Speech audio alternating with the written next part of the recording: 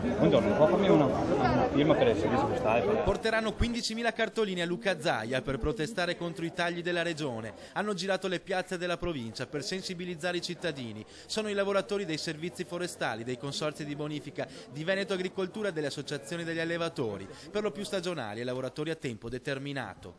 Il cognome e il nome in stampatello sopra e in mezzo il comune di residenza. Oltre 1.500 le firme già raccolte nella Marca, 100 i lavoratori dei servizi forestali in provincia di Treviso che potrebbero rimanere a casa nei prossimi mesi. Rischiamo di perdere il posto di lavoro e quindi non avere più sostentamento per il futuro. Noi chiediamo semplicemente a Luca Zaia che mantenga queste promesse che ha fatto in campagna elettorale e quindi, oltre che a sostenere l'ambiente, anche i posti di lavoro degli operatori del servizio forestale che possono rendere questo servizio a tutta la comunità.